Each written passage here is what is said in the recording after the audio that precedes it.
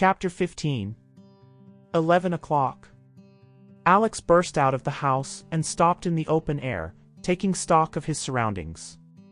He was aware of alarms ringing, guards running toward him, and two cars, still some distance away, tearing up the main drive, heading for the house. He just hoped that although it was obvious something was wrong, nobody would yet know what it was. They shouldn't be looking for him, at least, not yet. That might give him the edge. It looked like he was too late. Sale's private helicopter had already gone. Only the cargo plane was left. If Alex was going to reach the Science Museum in London in the 59 minutes left to him, he had to be on it. But the cargo plane was already in motion, rolling slowly away from its chocks. In a minute or two, it would go through the pre-flight tests. Then it would take off. Alex looked around and saw an open-topped army jeep parked on the drive near the front door. There was a guard standing next to it, a cigarette slipping out of his hand, looking around to see what was happening but looking the wrong way. Perfect. Alex sprinted across the gravel. He had brought a weapon from the house. One of Sale's harpoon guns had floated past him just as he left the room, and he'd snatched it up, determined at last to have something he could use to defend himself. It would be easy enough to shoot the guard right now. A harpoon in the back and the jeep would be his. But Alex knew he couldn't do it. Whatever Alan Blunt and M16 wanted to turn him into, he wasn't ready to shoot in cold blood. Not for his country. Not even to save his own life. The guard looked up as Alex approached and fumbled for the pistol in a holster at his belt. He never made it. Alex used the handle of the harpoon gun, swinging it around and up to hit him hard under the chin. The guard crumpled, the pistol falling out of his hand. Alex grabbed it and leaped into the jeep, grateful to see the keys were in the ignition. He turned them and heard the engine start up. He knew how to drive. That was something else Ian Ryder had made sure he'd learned, as soon as his legs were long enough to reach the pedals. The other cars were closing in on him. They must have seen him attack the guard. Meanwhile, the plane had wheeled around and was already taxiing up to the start of the runway. He wasn't going to reach it in time. Maybe it was the danger closing in from all sides that had sharpened his senses. Maybe it was his close escape from so many dangers before. But Alex didn't even have to think. He knew what to do, as if he had done it a dozen times before. Maybe the training he'd been given had been more effective than he'd thought. He reached into his pocket and took out the yo-yo that Smithers had given him. There was a metal stud on the belt he was wearing, and he slammed the yo-yo against it, feeling it click into place, as it had been designed to. Then, as quickly as he could, he tied the end of the nylon cord around the bolt of the harpoon. Finally, he tucked the pistol he had taken from the guard into the back of his trousers. He was ready. The plane was facing down the runway. Its propellers were at full speed. Alex wrenched the gear into first, released the handbrake, and gunned the jeep forward, shooting over the drive and onto the grass, heading for the airstrip. At the same time there was a chatter of machine gun fire. He yanked down on the steering wheel and twisted away as his wing mirror exploded and a spray of bullets slammed into the windshield and door. The two cars that he had seen coming up the main drive had wheeled around to come up behind him. Each of them had a guard in the back seat, leaning out of the window, firing at him. And they were getting closer. Alex tried to go faster, but it was already too late. The two cars had reached him, and for a horrible second, he found himself sandwiched between them, one on each side. He was only inches away from the guards. Looking left and right, he could see into the barrels of their machine guns. There was only one thing to do. He slammed his foot on the brake, ducking at the same time. The jeep skidded to a halt and the other two cars flashed past him. There was a chatter as both machine guns opened fire. Alex looked up. The two guards had squeezed their triggers simultaneously. They had both been aiming at him, but with the Jeep suddenly out of their sights, they had ended up firing at each other. There was a yell. One of the cars lost control and crashed into a tree, metalwork crumpling against wood. The other screeched to a halt, reversed, then turned to come after him. Alex slammed the car back into first gear and set off again. Where was the plane? With a groan, he saw that it had begun rolling down the runway. It was still moving slowly but was rapidly picking up speed. Alex hit the tarmac and followed.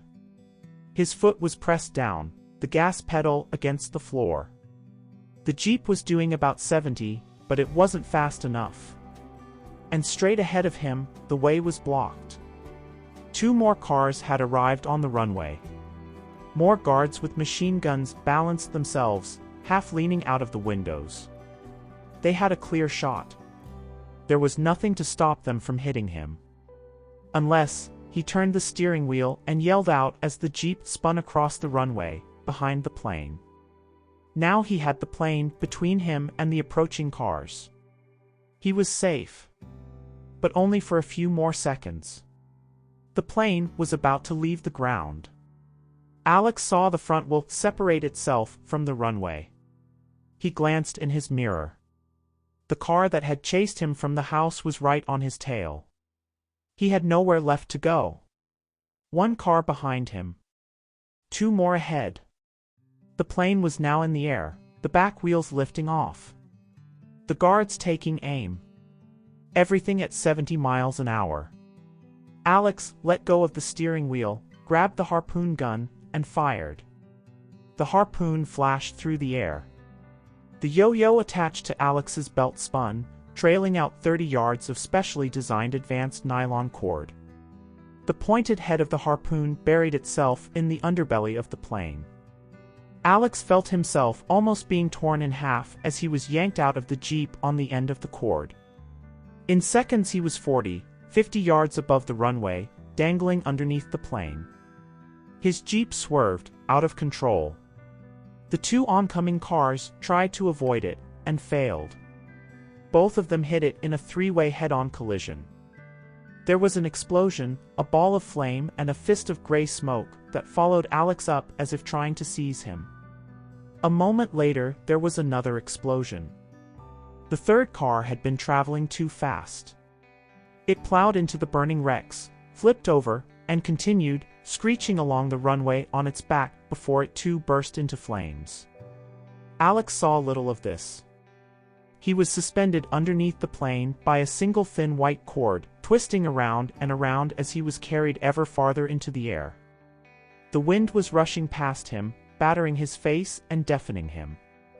He couldn't even hear the propellers, just above his head. The belt was cutting into his waist. He could hardly breathe. Desperately, he scrabbled for the yo-yo and found the control he wanted. A single button. He pressed it and the tiny powerful motor inside the yo-yo began to turn. The yo-yo rotated on his belt, pulling in the cord.